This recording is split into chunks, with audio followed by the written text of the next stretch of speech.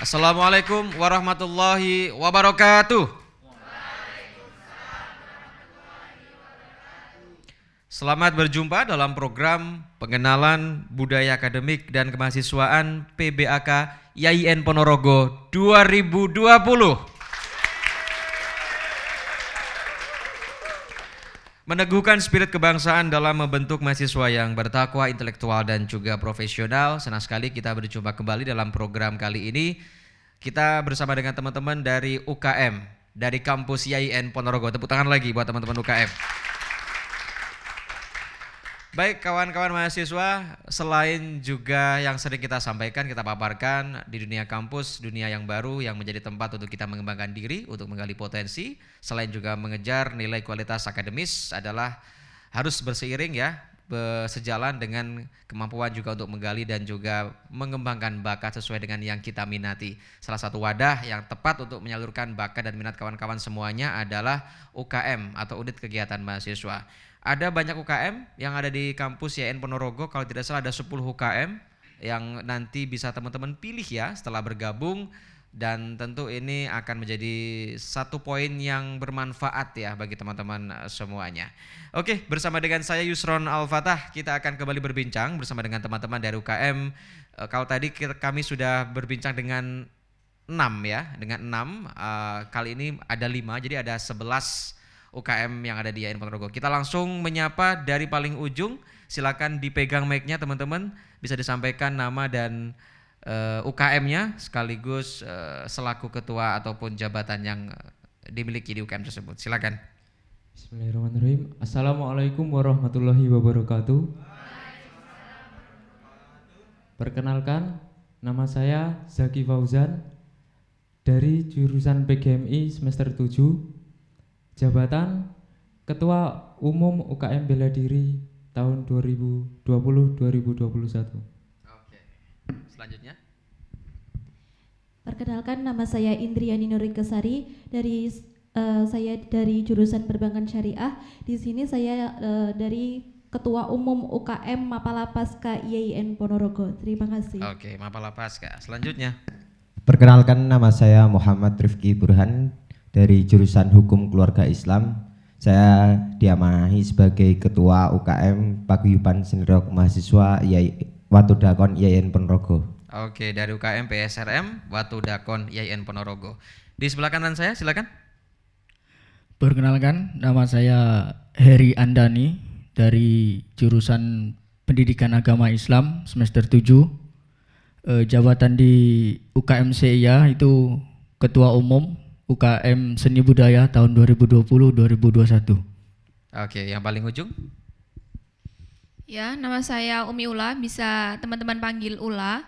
Saya dari Pemimpin Umum Lembaga Pers Mahasiswa Almilah YIN Ponorogo. Oke, plus buat teman-teman kita semuanya di depan ya. Semangat pagi.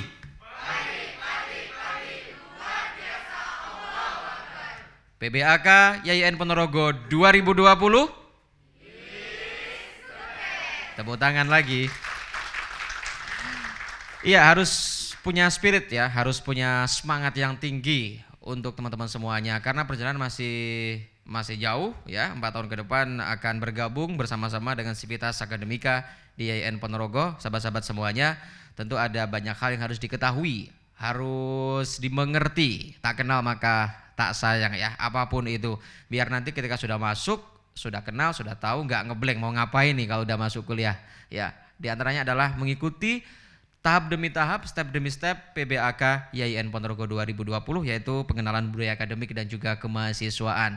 Ada akademik, ada kemahasiswaan. Dua-duanya dua hal yang tidak dapat terpisahkan, sehingga teman-teman harus mampu mencerna ini sebagai satu kesatuan dan sebagai modalitas selama nanti mengikuti ya tahapan-tahapan yang ada di YIN Ponorogo. Oke. Ada 2 sebelah kanan, sudut kanan, 3 sudut kiri, kanan kiri. Yang mana dulu? Kanan atau kiri teman-teman? Mau kenalan yang mana dulu? Yang kiri dulu ya. Oke, saya mulai kalau gitu ladies first ya, cewek dulu ya. Ini kalau kita berbicara UKM yang agak berat-berat, capek-capek biasanya cowok. Nah ini cewek, langsung dengan ketua mapalanya. Ada Mbak Indriani Nur Ikesari ya. Silakan Mbak Endri, apa yang mungkin bisa teman-teman lebih tahu, lebih gali terkait dengan UKM Mapala di IAIN Ponorogo? Ya, terima kasih atas waktunya Mas Yusron. Di sini saya perwakilan dari UKM Mapala Pasca. Jabatan saya di UKM Mapala Pasca itu sebagai ketua umum. Di sini UKM Mapala Pasca itu memiliki 5 divisi. Jadi divisi pertama itu ada gunung hutan.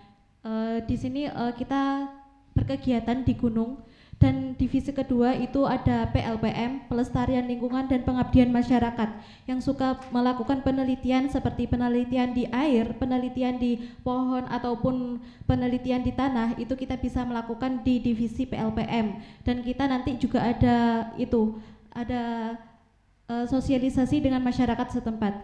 Terus untuk divisi ketiga itu ada divisi rock climbing, yang suka melakukan panjat tebing, panjat dinding, itu bisa masuk di divisi rock climbing. Terus untuk divisi yang keempat itu ada divisi caving. Caving itu atau susur gua, yang suka masuk gua, ayolah kita ikut divisi caving ini. Terus untuk divisi kelima itu ada rafting atau orat. Orat itu olahraga arus deras. Itu kita biasanya melakukan kegiatan di Malang, Magelang, dan Yogyakarta. Karena untuk kegiatan orat sendiri kita ada kriteria tempat tertentu. Jadi untuk di Ponorogo ini kita tidak ada untuk kriteria tempat untuk melakukan orat sendiri seperti itu. Terus untuk untuk kegiatan di Mapala Pasca itu untuk program kerja tahunan itu ada. Yang pertama itu kita ada di Klatsar. Terus untuk yang kedua kita ada diklat lanjutan, di mana semua anggota harus merasakan semua divisi itu. Jadi masuk di Mapala kita melakukan semua divisi, terus nanti ada pemantapan. Ketika pemantapan itu kita melakukan jenjang yang lebih tinggi, itu yang biasa disebut dengan anggota biasa. Anggota biasa itu kita melakukan pemantapan. Dari kelima divisi ini kita mau melakukan atau memilih divisi mana yang akan kita spesialisasikan seperti itu. Contoh misal saya ini ambil divisi gunung hutan. Jadi di situ saya harus mengenal lebih jauh tentang gunung hutan. Seperti itu Mas Yusron. Oke, jadi ada banyak divisi ya ternyata. Iya. Di Mapala ada gunung hutan, ada panjat apa tadi? Panjat tebing. Panjat tebing. Yang nggak ada panjat sosial, nggak ada ya. Ya, sedikit nambahin lagi. Jadi di sini untuk divisi itu sebagai program pelatihan untuk kita bisa kita bisa menyalurkan kader-kader. Kan sekarang kan banyak juga itu untuk lomba seperti panjat tebing, panjat dinding, terus rafting, itu kita bisa menyalurkan lomba-lomba. Dan banyak juga prestasi yang udah kita capai untuk mengharumkan nama IAIN Ponorogo. Bisa disebutkan mungkin salah satu? Tepuk tangan boleh, silakan. Untuk salah satunya kemarin itu untuk terakhir kalinya itu ada lomba panjat tebing, panjat dinding itu di IAIN Tulungagung. Kita juara 1 dan juara 2 speed dan lead. Wow. Berat loh itu. Saya ngebayangin aja, waduh ya. Berarti teman-teman di Mapala ini tentu punya sesuatu yang bisa ditonjolkan ya. Bakat-bakat yang mungkin teman-teman sudah punya bisa diperkuat lagi, dipertajam lagi ketika bergabung di Mapala. Yang menjadi pertanyaan, ngapain sih naik gunung turun gunung gitu kan, nanti cewek gosong lagi, apalagi bahaya yang harus kemudian ditempuh gitu. Apa sih yang menariknya bergabung di Mapala gitu?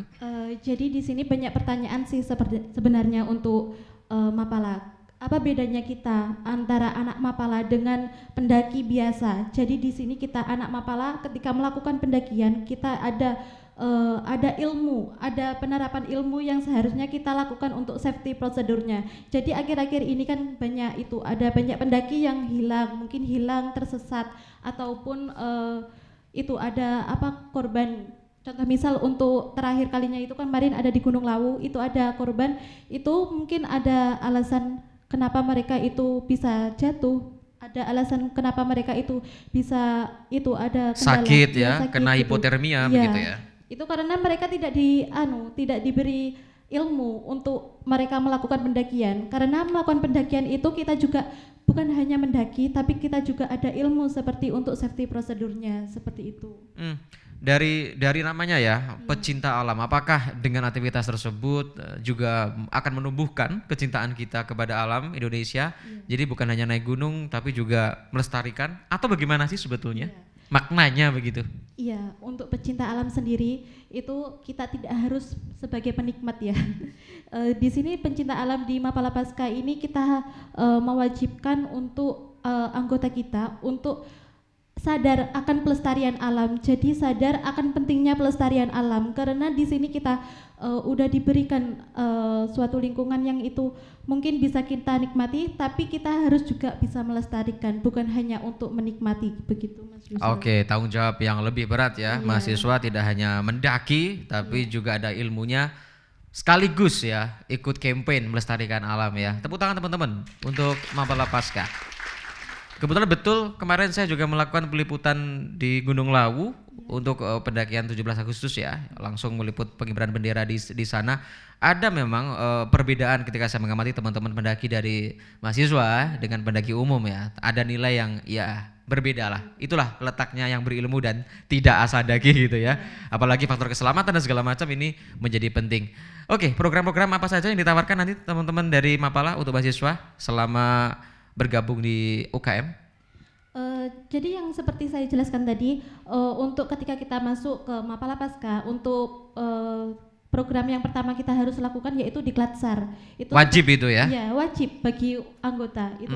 Terus untuk yang kedua itu ada diklat lanjutan, itu kita melakukan kegiatan 5 divisi tadi. Jadi semua anggota itu diwajibkan untuk melakukan semua 5 divisi. Seperti RC, Keving, sama ORAT tadi, GH sama PLPM itu semua harus dilakukan. Ada seleksi nggak secara kemampuan fisik? Ini kan kalau Mapala kan berhubungan dengan ketahanan fisik juga. Ada syarat khusus mungkin?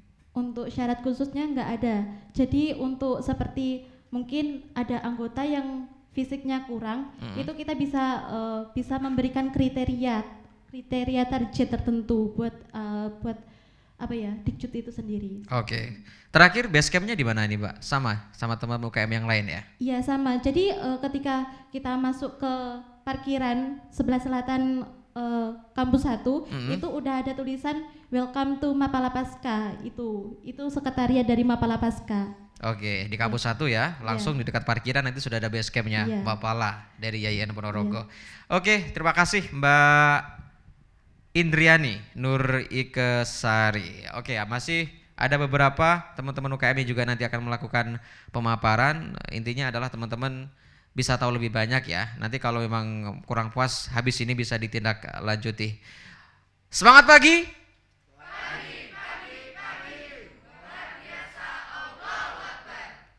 UKM YIN Ponorogo.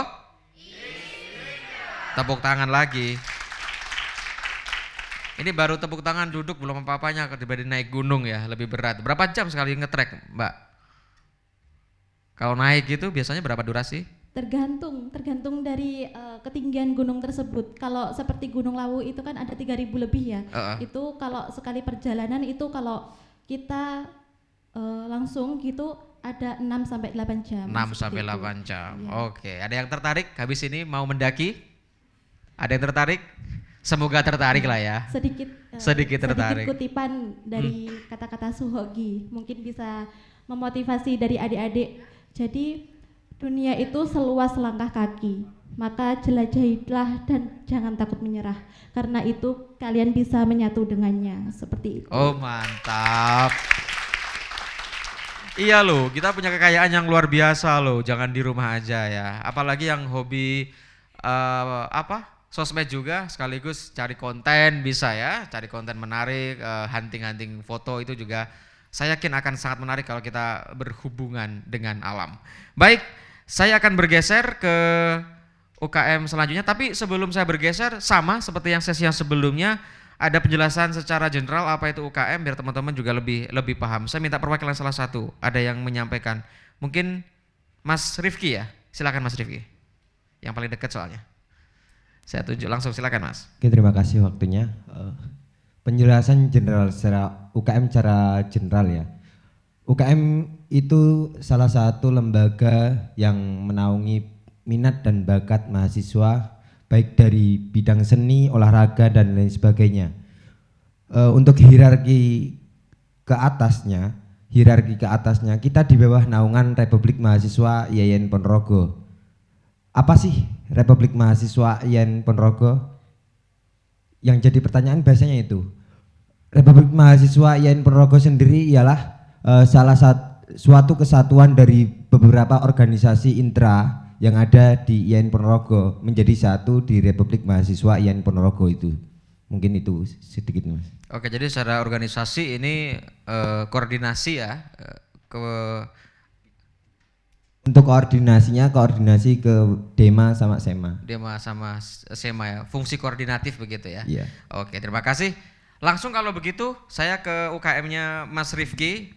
Ini UKM yang juga menjadi branding ya, ambasador Kabupaten Ponorogo, karena kita tahu Ponorogo punya warisan budaya yang luar biasa. Siapa yang tidak tahu reog ya? Ini akan kita ulik-ulik.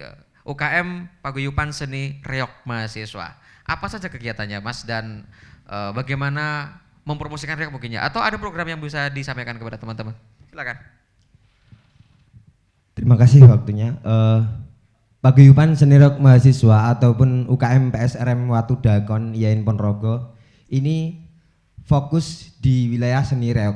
Kalau kita ada beberapa UKM, salah satunya di UKM saya itu lebih universal cangkupannya di banyak seni. Kita fokus di reog Ponorogo karena kita berdiri juga baru di bulan Januari kemarin tanggal 7. Oh, UKM baru ya berarti ya.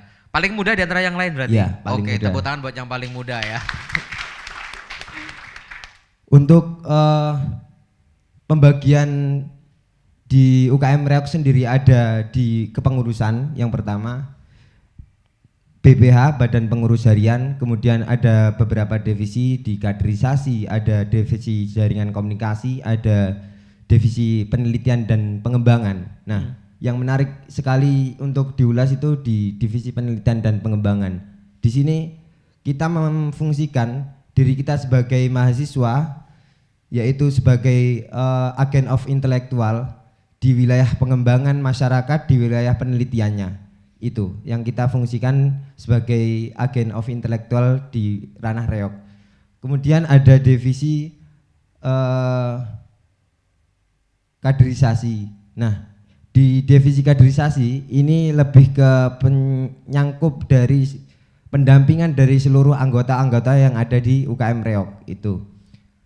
Selain kita belajar untuk berorganisasi, kita juga belajar untuk bersosial kepada seluruh teman-teman yang ada di anggota itu. Terus untuk pembagian yang kedua yaitu di wilayah keseniannya. Kita ada kesenian di wilayah kerawitan, ada kesenian di wilayah penari. Mungkin beberapa teman-teman sudah tahu dari kepenarian reog itu ada unsur apa saja, mulai dari jatil, ganongan, terus ada membarong dan gitu ya. klono sewandono dan Waro lain gitu sebagainya ya. Oke, ini pertanyaan yang simpel saja. Berarti teman-teman juga bisa memainkan pagelaran reog. Alhamdulillah untuk kita juga kan mengadakan latihan. Jadi teman-teman yang belum bisa, insya Allah ketika kita tempuh bersama, kita latihan bersama, semua yang belum bisa menjadi bisa. Termasuk menjadi pembarong ya? Iya. Oke. Sudah ada berapa pembarong di UKM? Kalau untuk di UKM Reog ada 2 pembarong. 2 pembarong ya. Kalau penari jatil, waro sudah ada semua? Sudah ada semua. Oke, dan ini masih terbuka lebar ya bagi teman-teman yang lain ya? Masih terbuka lebar. Dan yang perlu digarisbawahi, jangan takut kalau aku belum bisa di wilayah Reog, belum bisa menari dan lain sebagainya. Kita di UKM Reog itu semboyannya proses bersama untuk nantinya kita bisa bersama gitu. Ada latihannya setiap sesi waktu? Untuk latihan 1 minggu 3 kali. 1 minggu 3 kali ya. Sudah pernah ditampilkan pada event atau kompetisi dari perwakilan? Untuk event dari kita kemarin tampil di pagelaran bulan purnama di alun-alun Ponorogo mewakili kampus dan mewakili Kecamatan Siman Pada tanggal 10 Januari. Oh, berarti di era sebelum pandemi ya, berarti ya. Oke, baik. Terima kasih. Nanti kita akan ulik lebih jauh lagi ya selepas ini untuk UKM PSCRM, Paguyuban Seni Reok Watu Dakon ya. Oke, tepuk tangan buat PSRM.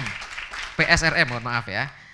Oke, nah ternyata mahasiswa YIN juga bisa menari jadil ya, bisa menari warok segala macam. Tidak membatasi kreativitas seni teman-teman semuanya.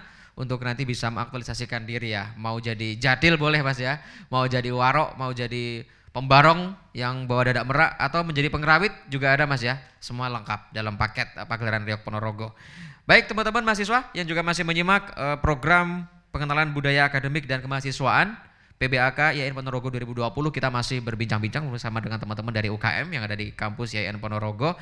Ada dari LPM Almilah, kemudian PSRM, Paguyuban Seni Reok, UKM Seni Budaya, Mapala, dan juga Bela Diri. Kita geser ke sebelah kanan, kalau begitu saya ke cewek lagi, ke Mbak Ula. Nah ini nih, hari-hari ini kan dunia jurnalistik, dunia media sedang berkembang begitu pesat ya. Ini adalah salah satu wadah yang mungkin mampu mengakomodasi keinginan dan juga semangat teman-teman yang ingin mendalami dunia jurnalistik. Atau seperti apa gambarannya LPM Almilah? Silakan Mbak Ula. Ya, terima kasih Mas Yusron. Jadi teman-teman, saya bertanya dulu, apa yang kalian pikirkan ketika mendengar kata-kata pers? Jurnalistik. Wartawan ya? Ya, jadi seperti itu. Di LPM Almilah, lembaga pers mahasiswa Almilah, itu juga selain di bidang jurnalistik, juga ada bidang-bidang lain yang bisa dipelajari. Keintelektualan, fotografi, broadcasting, desain grafis, ya seperti itu. Terus di LPM Almilah ada beberapa tingkatan. Yang pertama adalah PAB atau penerimaan anggota baru. Jadi kalian nanti yang mau daftar bisa melalui satu jenjang itu. Terus yang kedua ada jenjang lanjutan yakni PJTD. PJTD itu pelatihan jurnalistik tingkat dasar. Jadi di PJTD itu menurut saya selama saya di Almilah itu hal yang paling seru. Karena apa? Karena di proses PJTD itu kita benar-benar terjun langsung ke lapangan. Menggali berita-berita apa yang belum pernah diangkat oleh media umum. Seperti kemarin, kalau tahun ini kita ngadain PJTD-nya itu di area kota karena memang pandemi dan kita kesana-kesana nggak dibolehin izin.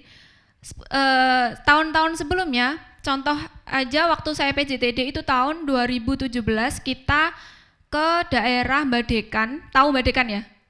Daerah Badekan di daerah Ogal Agil. Jadi itu lokasinya Jurang Sempu, itu pokoknya tempatnya paling tinggi sendiri sebelum hutan-hutan. Pokoknya itu yang paling tinggi. Daerah pinggiran ya, perbatasan pinggiran dengan sekali. Jawa Tengah ya. Nah di situ ternyata di Ponorogo ini juga masih ada yang sekolah tapi sekolahnya paralel. Tahu Apa itu paralel, Mbak? Sekolah paralel itu jadi seperti ini Mas Yusron. Sekolahnya itu kelas 1 sampai kelas 3 itu di lokasi itu. Tapi kelas 4, 5, 6 itu di lokasi daerah Badekan yang dekatnya kecamatan. Jadi itu perjalanan sekitar 3 sampai 4 km. Dan itu anak-anak ketika berangkat sekolah mereka jalan kaki. Bayangkan saja anak-anak kecil sekolah jalan kaki. Terus di sana berita-berita mengenai itu juga belum di-up. Siapa yang mau bertanggung jawab atas itu? Ya enggak ada. Makanya kita ke sana menggali isu-isu yang ada di sana, mempublikasikan ini loh ada di Ponorogo itu ada yang sekolah tertinggal seperti itu. Jadi kerja kita ya kayak gitu. Oke, menarik. Jadi semacam fungsi kontrol ke pemerintah ya. Iya. Jadi teman-teman memotret fakta di lapangan dan menyampaikan kepada pihak yang berkepentingan ternyata ada hal-hal yang selama ini luput dari perhatian begitu ya. Iya, seperti menarik itu. sekali. Ada hal lain mungkin yang juga perlu teman-teman ketahui soal Almilah, Mbak Ula. Terus itu tadi kan tingkatan kedua ya. Jadi di tingkatan ketiga itu ada yang namanya PJTL, pelatihan jurnalistik tingkat lanjut. Jadi di berita-berita yang PJTD itu cuman berita deep news atau berita mendalam. Tapi kalau yang di lanjutan itu ada berita yang namanya investigasi. Yang mana berita investigasi itu tidak bisa digarap hanya 1 bulan 2 bulan. Akan tetapi butuh waktu bertahun-tahun, bahkan bertahun-tahun ya, untuk menggali berita itu. Seperti itu. Terus lagi di LPM Almilah itu ada beberapa bagian divisi. Yang pertama ada selain BPH loh ya, saya urutkan dari atas saja. Jadi ada pemimpin umum. Pemimpin umum itu yang mengatur dari teman-teman yang ada di struktur organisasi itu. Terus yang kedua pemimpin redaksi. Pemimpin redaksi itu yang mengurus tentang keredaksian yang ada di LPM Almilah. Jadi masalah tulisan, masalah peliputan-peliputan, meliput isu-isu kampus maupun di luar kampus. Terus yang di bawahnya pemimpin redaksi itu ada Redpel Online, redaktur pelaksana online, itu yang mengurusi bagian web, bagian Instagram, Facebook dan kawan-kawannya yang mengakomodir di sosial media. Terus ada lagi yang redaktur pelaksana majalah. Jadi dia yang membuat majalah. Enggak hanya dia sih yang membuat majalah. Kita semua, cuman yang mengatur itu dari redaktur majalah, seperti itu. Dan majalah-majalah di LPM Almilah itu tema-temanya menurut saya gimana ya, pernah mengangkat tema pluralisme, terus mengangkat isu-isu yang kerja di luar negeri itu apa namanya? TKW. Iya, TKW itu pernah. Terus Kalau sekarang ekonomi. istilahnya PMI, Pekerja Migran Indonesia ya. Ya, oh ya, buruh migran. Buruh migran Buruh ya. migran ya. Seperti itu. Terus lanjut ke bawahnya ada yang namanya divisi PSDM, pengembangan sumber daya manusia. Di PSDM itu ada berbagai divisi lagi. Jadi di divisi ada divisi lagi. Ada yang bagian desain grafis. Desain grafis ini bisa membuat karikatur. Karikatur ini di bawahnya desain grafis. Oke. Kalau di Almilah gitu. Ada yang menggambar, ada yang membuat desain grafis, ada yang membuat infografis. Jadi kalau desain grafis itu kan desain, bagian desainnya. Tapi kalau infografis itu kumpulan dari berbagai berita dijadikan desain. Seperti itu ya teman-teman. Terus ada lagi di PSDM itu ada yang bagian keintelektualan. Nah, keintelektualan ini yang menjamin intelektualnya, yang mengasah intelektualnya LPM Almilah, seperti itu.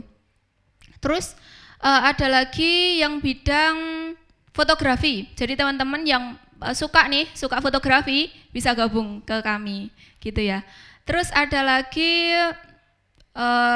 penelitian dan pengembangan. Jadi penelitian dan pengembangan ini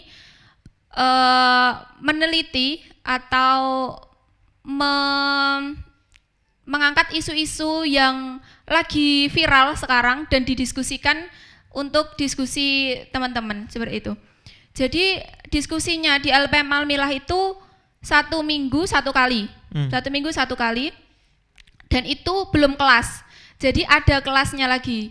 Kelasnya ada kelas fotografi, kelas desain, ada kelas broadcast, seperti itu. Terus ada lagi yang namanya kerumah tanggaan. Bidang kerumah tanggaan ini yang menjamin teman-teman kayak semisal sudah merasakan kegiatan, sudah melakukan kegiatan, terus butuh refreshing, jadi ada bidangnya sendiri ini yang menangani. Ada yang ngurus rumah tangga. Iya, ada lah yang ya, ngurus rumah seperti tangga itu. ini. Yang namanya bidang rumah tanggaan. Terus menentukan inventaris buku-buku di LPM Almilah, seperti itu. Menjaga kebersihan BEM itu tanggung jawabnya mereka. Cuman yang bersih-bersih ya tetap kita semua.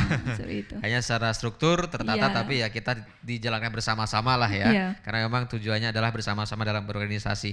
Menarik, Mbak Ula, nanti lebih jauh bisa kita pertajam ya selepas Oke. ini. Tapi pada intinya tadi ada poin-poin yang bisa diterima teman-teman. Ini bisa menjadi salah satu lompatan ya kalau nanti teman-teman selepas lulus ingin menekuni di media, mau jadi fotografernya kah, atau mau jadi editornya kah, atau mau jadi wartawannya kah, ini saat yang tepat ya untuk bergabung di Almilah Iya, ya. Karena nanti juga akan diasah dari sisi intelektualitas, bagaimana ketajaman dalam menulis, dalam menentukan topik, angle berita. Nah, di sini tempatnya di LPM Almilah, atau mengangkat isu yang lagi viral ya, isunya Bu Tejo itu ya, fenomena gibah. Nah, ini teman-teman Almilah nanti tugasnya untuk membahas hal-hal semacam itu. Terima kasih, tepuk tangan untuk buat Almilah, Mbak Ula. Oke, dari jurnalistik kita bergeser ke soal seni lagi. Kalau tadi sudah ada UKM PSRM, kali ini UKM SEIA. Ini namanya agak unik ya, SEIA. Apa itu SEIA, Mas Heri? Ya, terima kasih kepada Mas Yusran sudah memberikan waktu.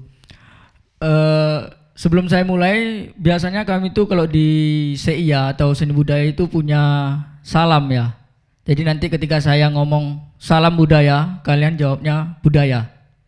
Salam budaya, Jawabnya jawabnya budaya. Saya juga akan Oke. ikut nanti ya. Oke, Silakan siap. Mas Heri. Salam budaya. Budaya. Oke, terima kasih. Oke, tepuk tangan dong. UKM SEIA itu memang di luar orang mengenalnya itu UKM SEIA, enggak seni budaya. Itu mungkin memang dari embel-embel tahun-tahun dulu ya. Soalnya orang tuh kalau ngelihat SEIA itu fokus ke musik dan juga paduan suara. Padahal di dalam SEIA sendiri itu banyak bidang. Image-nya selama ini ngeband ya Mas ya? Ya, image-nya ngeband gitu. Di SEIA itu sendiri punya 4 bidang. Yang pertama yaitu bidang musik, kemudian paduan suara, teater, dan juga tari. Nah, jadi bagi teman-teman yang sukanya drama, suka panggung sandiwara, itu silakan masuk ke teater. Yang suka nyari boleh ikut di tari. Yang mau kalem-kaleman, musik untuk tidur, paduan suara bisa gabung. Untuk metal, rock bisa gabung di musik. Akustik juga boleh? Akustik bisa. Akustik juga boleh. Oke. Menarik, ada berbagai bidang. Mungkin bisa dijelaskan Ya, program-program yang UKM dari saya sendiri berdiri pada tanggal 3 Maret 2003. Nah, ini yang menarik untuk dibahas sebenarnya.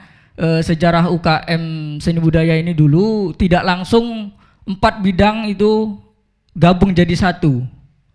Jadi dulu ada 3 bidang, yaitu paduan suara, musik, dan juga teater. Kemudian dari kepengurusan, insya Allah kalau saya nggak salah, kepengurusannya Mas Nonot itu ditambahi lagi ada bidang tari. Makanya di logonya UKM saya itu ada 4 gambar, yaitu ada emblem di baju ini ya? ya ada piano, gambarkan musik, Not balok. ya not balok, kemudian paduan suara, topeng menggambarkan teater, dan ini nih sampur sebenarnya. Sampur itu menggambarkan tari. Oke. Nah, seperti itu.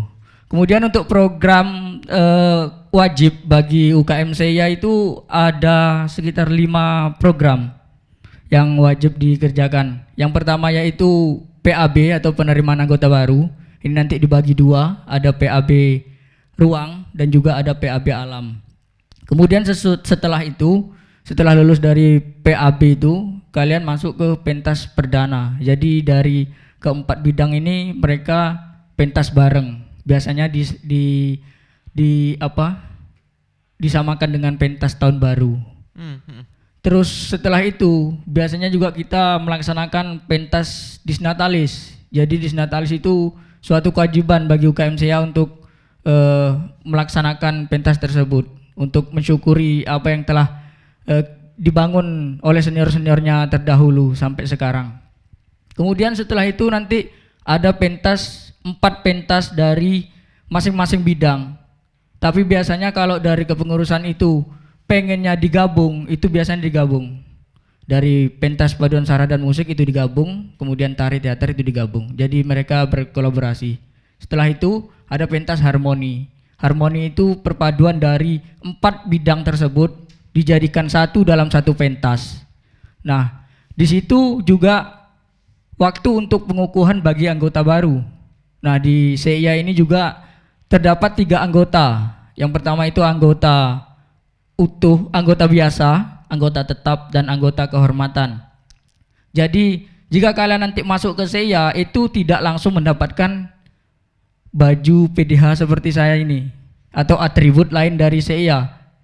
Soalnya kami memang dari tradisi terdahulu itu menekankan proses dulu baru nanti diberikan kalau sudah pantas untuk menggunakan itu. Jadi ini juga simbol ya, Iya. tingkatan yang harus dilalui Iya. para mahasiswa begitu ya. Ya benar.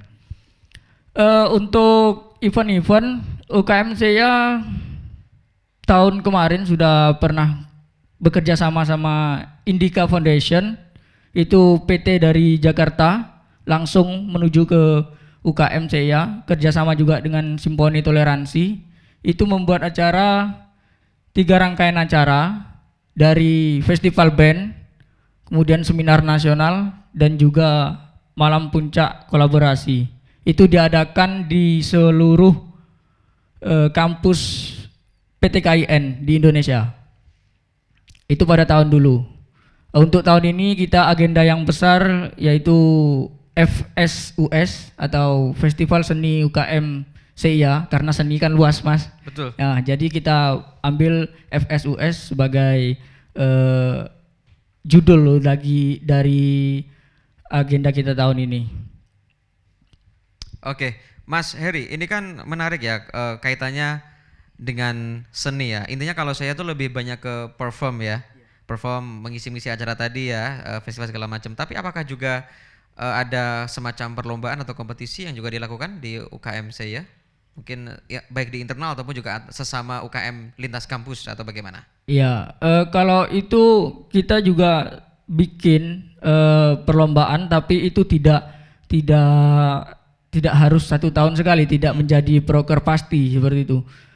Mulai dari tahun kepengurusan BPH tahun ini saya mengadakan Festival Seni UKM CIA, itu yang perdana dari 4 bidang itu bisa menjadi satu dalam satu perlombaan. Ini yang perdana. Insya Allah mungkin di tahun kepengurusan teman-teman di bawah saya itu bisa dilanjutkan menjadi yang kedua, ketiga dan seterusnya. Oke, tepuk tangan buat UKM saya, Mas Heri Andani.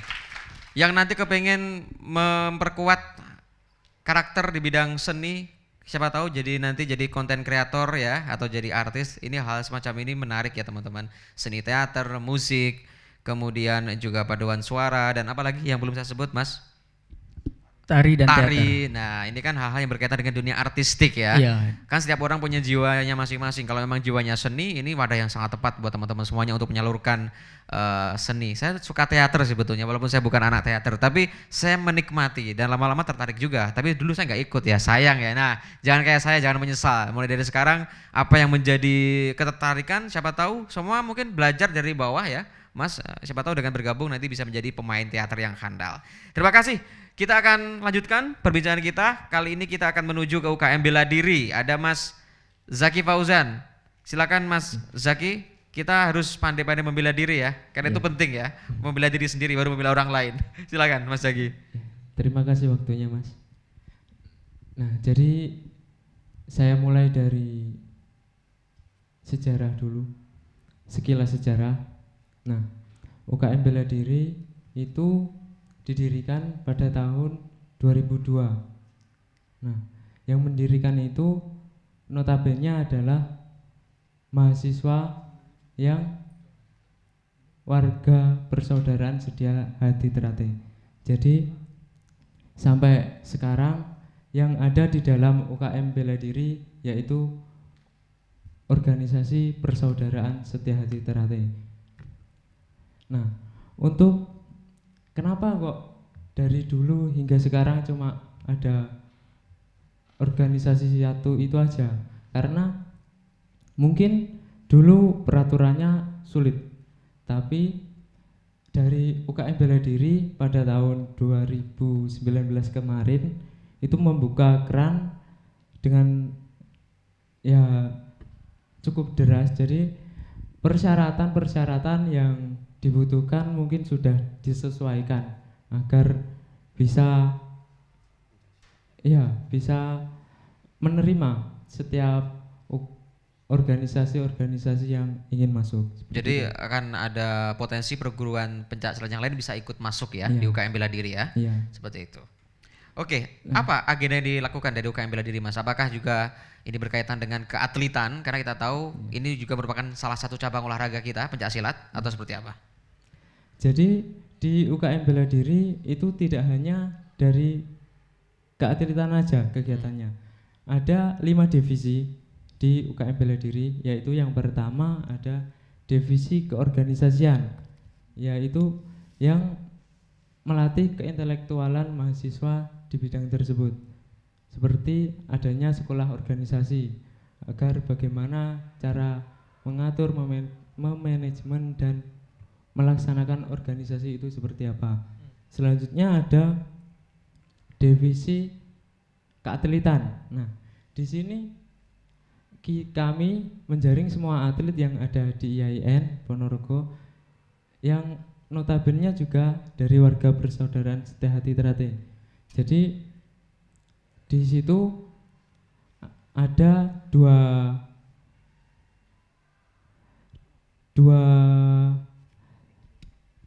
bagian. Jadi ada atlet seni dan ada atlet tanding.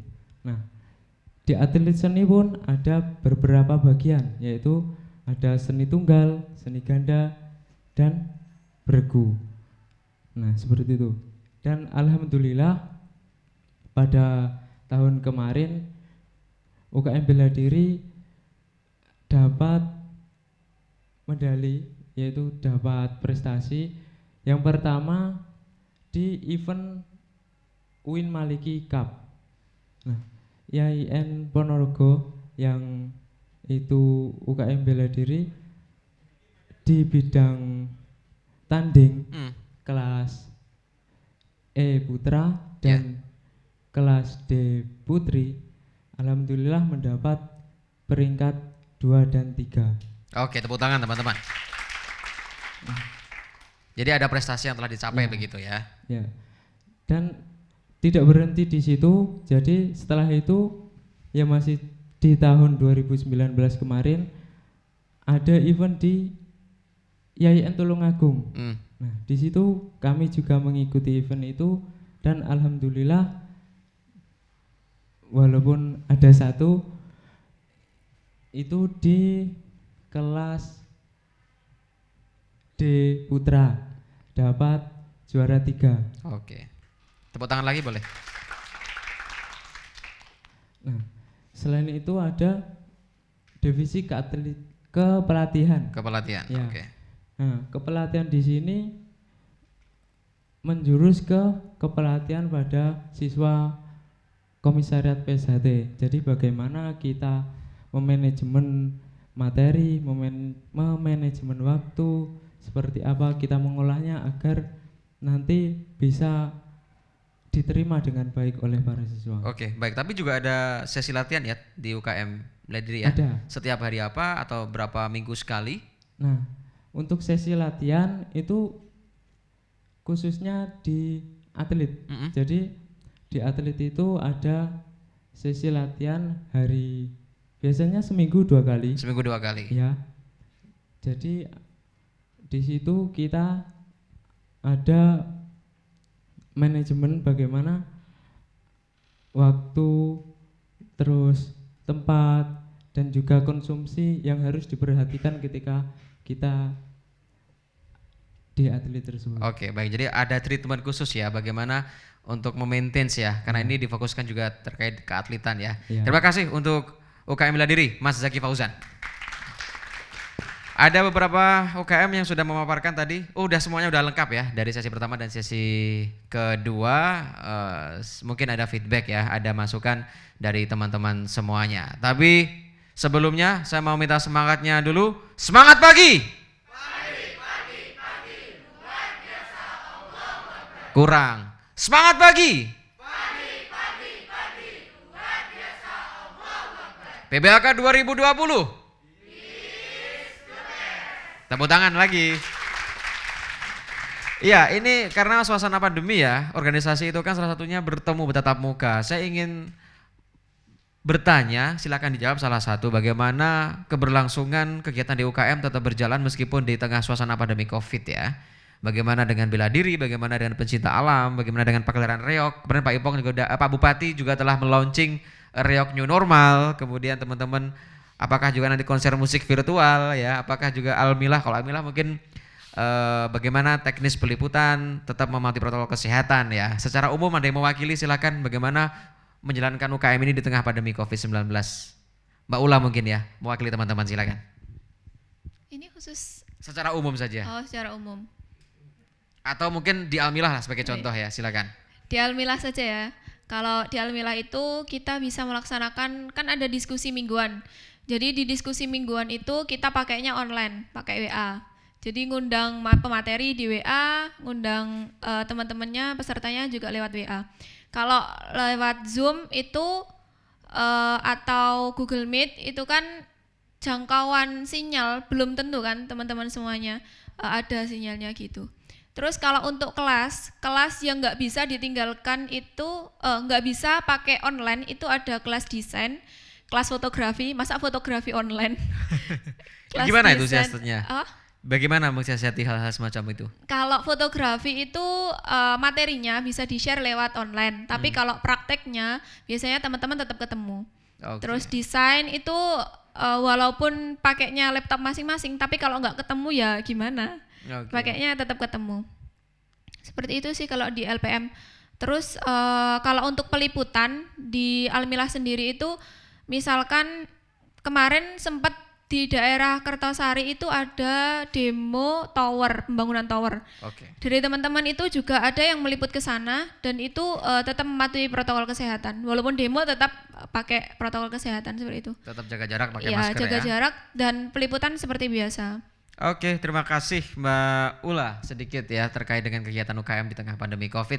Saat ini saya minta feedback dari kawan-kawan mahasiswa, silakan dari ujung kanan, ujung kiri, 1 atau 2 pertanyaan ya, nanti akan kita respon teman-teman di depan. Oke, sudah ada yang tunjuk tangan ya. Silakan berdiri, sebutkan nama dari fakultas, jurusan, asal daerah juga boleh, dan pertanyaan seputar UKM, silakan. Ya, sebelumnya Assalamualaikum warahmatullahi wabarakatuh. Perkenalkan, nama saya Eka Ahnan Sahrul Kusumawardana dari Fakultas Syariah, Prodi Hukum Keluarga Islam. Saya berasal dari Sawo. Untuk pertanyaan saya kepada UKM Bela Diri, bagaimana cara bergabung antara yang masih belum warga atau yang sudah menjadi warga, itu sistem perekrutannya bagaimana? Sekian, terima kasih. Wassalamualaikum. Oke, itu saja Mas Syahrul ya. Oke, langsung dikomentari, mungkin bisa digeser mikrofonnya ke Mas Zaki. Mekanismenya apakah sama bagi yang sudah warga dan belum? Ya, baik, terima kasih. Jadi mekanismenya ada perbedaan. Kalau sudah warga itu jadi sudah bisa mengikuti PAB, begitu. Dan kalau siswa itu masih harus mengikuti penempuan masa latihan, seperti itu. Tapi kedua-duanya mempunyai kesempatan yang sama untuk bergabung ya, sama. bisa ya, hanya mekanismenya yang tidak sama ya. Ya, Tapi yang belum warga otomatis nanti akan ada kewajiban ikut latihan, ya. otomatis ya. Ya, Oke, yang baik. belum warga. Sudah terjawab ya Mas Syahrul, terima kasih. Yang lainnya silakan. Dari teman-teman cewek, ada ada yang tertarik teater nih, atau yang enggak tertarik naik gunung kayak Mbak Nur nih. Oke, ada satu lagi pertanyaan. Tadi di ujung sana sudah, di ujung sebelah ya, di sebelah barat. Ada mbaknya, silakan berdiri, sebutkan nama, jurusan, pertanyaan. Perkenalkan, nama saya Zahrotunisa dari jurusan Perbankan Syariah. Saya ingin bertanya, bagaimana cara menumbuhkan jiwa seni kita kalau kita belum pernah mengikuti itu? Oke, terima kasih. Mbak siapa tadi namanya? Zahrotunisa. Mbak Zahrotunisa ya. Mungkin kita hanya penikmat saja selama ini Mas ya. Iya. Lihat musik, lihat teater, tapi kalau langsung terjun nggak bisa. Bagaimana? Setiap orang kan punya seni sebetulnya, tinggal bagaimana mengasahnya. Atau Mas Heri punya jawaban? Silakan. Terima kasih jawabannya dari Mbak siapa tadi? Zahrotunisa. Kalau di saya itu sendiri bisa kita ngambil ke seninya dapat, terus ke luar seninya itu kita juga bisa dapat. Contoh, kalau kita di seni itu kita sendiri yang main alat musik, yang teater, yang kita drama, yang kita nari. Tapi kalau kita nggak mau di bagian itu bisa juga kita nanti ada di bagian event organizer. Di situ kita bisa belajar tentang bagaimana cara membuat sebuah event. Terus ada nanti kita kayak desain panggung, terus perlengkapan ya dan seterusnya seperti itu. Nah kalau untuk menumbuhkan jiwa seni bagi kita yang istilahnya lempeng-lempeng aja atau baru-baru mau minat gitu ya. Kalau ini dari pengalaman saya sendiri sih, saya aslinya bukan orang sini. Saya aslinya dari Riau, Pulau Sumatera sana. Saya kuliah di sini, kemudian ya pertama itu memang mau cari pengalaman di dunia perform kayak gini. Nah, saya coba-coba ikut. Memang tapi sebelum itu saya sudah punya basic di gitar, bermain gitar, tapi itu hanya sebatas permainan yang lempang-lempang seperti itu, seperti mbaknya bilang tadi. Nah, setelah masuk ke situ, kita difasilitasi dengan fasilitas yang menunjang, terus dari pemateri-pemateri yang sudah memang ahli dalam bidangnya. Nah, maka dari situ nanti kita akan dengan sendiri terbuka untuk berkreasi di dalam seni itu. Yang terpenting kalau bagi saya itu adaptasi dulu, Mbak. Adaptasi bagaimana cara kita menikmati sebuah perform atau sebuah pertunjukan itu. Atau bagi kita yang memainkan itu kita menikmati dulu. Oke, terima kasih Mas Heri. Setidaknya kalau memang tidak sebagai performer bisa di balik layar ya. Di balik layar bisa juga. Jadi IO-nya. Jadi IO-nya. Belajar bagaimana mengadakan sebuah event pertunjukan. Ini juga penting ya. Ini pengalaman yang nggak didapatkan di tempat lain. Saya tambahkan sedikit Mbak ya. Di Silakan. sini saya kasih bocoran. Di sini ada kru kemarin juga ikut di SEIA. Ini masnya yang bagian di kameramen ini dulu alumni dari SEIA. Wah, aplaus dong kalau gitu ya. Sudah nyata hasilnya. Sudah gitu nyata ya? hasilnya Sudah ada nyata di sini. Oke, terima kasih Mas Heri. Setidaknya kalau memang teman-teman masih ragu, nanti bisa tanya lebih lanjut ya ke masing-masing teman-teman UKM. Nanti akan ada maba ya bahasanya ya. Kalau penerimaan ya, nanti akan ada stand atau nanti bisa langsung datang ke base campnya UKM yang ada di kampus 1 ya. Paling enggak ada banyak hal yang bisa menjadi pelajaran. Oke, kita hampir di penghujung perjumpaan kita pada kesempatan kali ini kawan-kawan. Sebelum kita tuntaskan, kawan-kawan dan di rumah, sahabat-sahabat semuanya yang menyaksikan siaran kita melalui akun official YIN Ponorogo, saya ingin masing-masing sahabat-sahabat yang ada di sini menyampaikan apa sih kesan yang didapatkan setelah bergabung UKM dan sebelum bergabung UKM, dan pesan kepada mahasiswa baru seperti apa. Saya mulai dari Mbak Ula dulu, silakan. Kesan dan harapan pesan ke mahasiswa baru. Kalau kesan saya selama berproses di Almilah itu seru. Jadi gimana ya? Kayak kita mencoba hal-hal baru gitu loh. Sebelumnya saya basicnya nggak pernah ikut jurnalistik, nggak tahu apa itu wartawan, nggak tahu apa, udah pokoknya nggak tahu. Pokoknya saya cuma senang nulis gitu aja. Tapi setelah saya di Almilah, oh ternyata ngeliput itu seru ya kayak gitu. Jadi buat teman-teman yang punya basic nulis atau bahkan nggak pernah punya basic nulis atau berminat di bidang jurnalistik tapi belum punya apa-apa, monggo gabung, tidak apa-apa, seperti itu. Jadi nanti kita berproses bareng-bareng. Oke, terima kasih. Setidaknya mahasiswa harus bisa nulis lah ya, orang bikin makalah, nanti bikin skripsi. Nah, kalau kesulitan bikin makalah, bikin skripsi, kan nulis berita dulu sama Mbak Ula di Almilah. Mas Heri, singkat saja, apa kesan yang telah didapatkan setelah bergabung di UKM dan pesan kepada mahasiswa? Ya, kesan yang saya dapat digabung di UKM, khususnya UKM SEIA ini ya, bagi saya itu kalau kita kan kalau masuk ke organisasi itu tentunya punya banyak relasi. Nah dari situ kita bisa menambah wawasan kita dari kampus ini atau kampus ini, antar kampus lah, nggak dari antar jurusan atau antar fakultas. Malah kita biasanya main antar kampus. Jadi kalau saya kemana-mana itu misalkan ke Cirebon, ke Jakarta, itu sudah ada semua teman-teman di sana, jadi nggak akan khawatir lagi. Jadi manfaat Begitu. jaringan yang didapatkan Ya, manfaat ya. jaringan. Jaringan konektivitas ini yang susah, tidak semua orang bisa mendapatkannya ya. Iya. Oke, terima kasih. Kemudian di sebelah saya langsung untuk Mas Rifki. Apa manfaat yang didapatkan setelah bergabung di UKM PSRM Watu Dakon? Manfaatnya terutama di kita kan masih awal babat ya. Itu satu tempaan.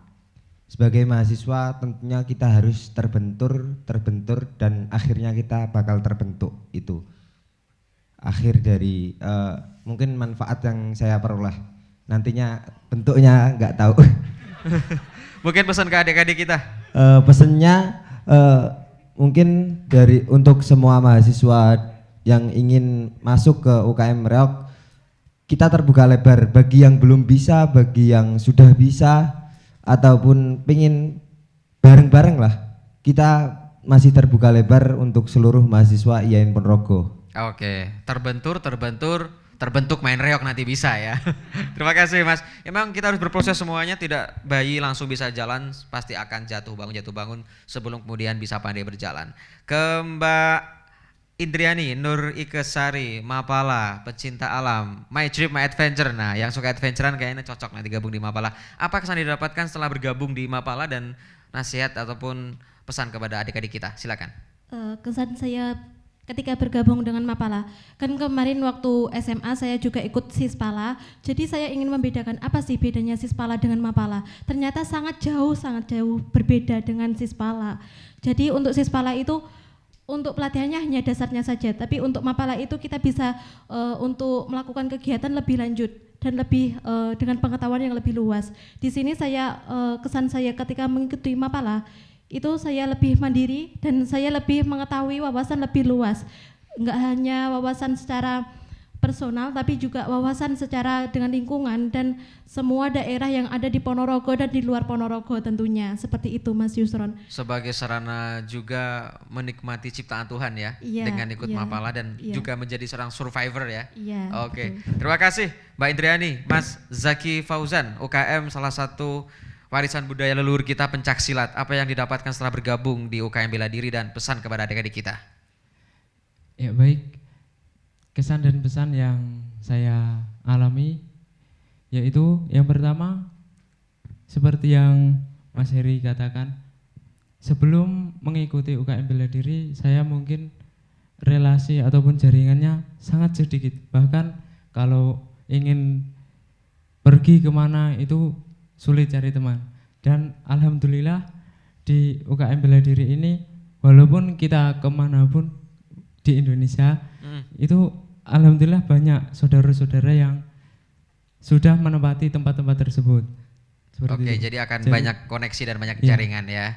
Dan pesannya Silakan. untuk para mahasiswa, bagi yang ingin atau berminat di dalam dunia fighting ataupun seni bisa mengikuti UKM Bela Diri. Oke, Ya. nanti akan langsung bisa ketemu di base camp-nya Ya, UKM bisa. Bela Diri ya.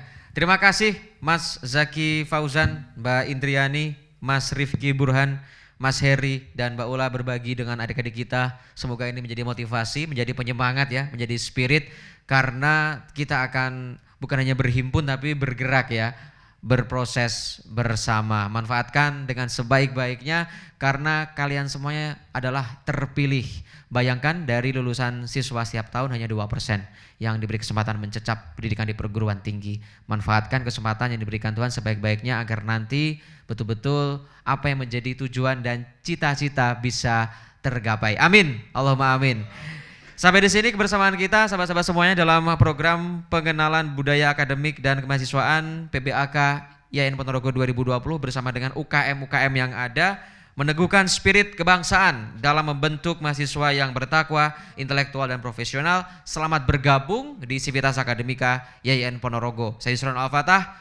Sampai jumpa. Assalamualaikum warahmatullahi wabarakatuh. Ya IAIN-ku. Ya IAIN-ku. Ya IAIN-ku. Oke, terima kasih.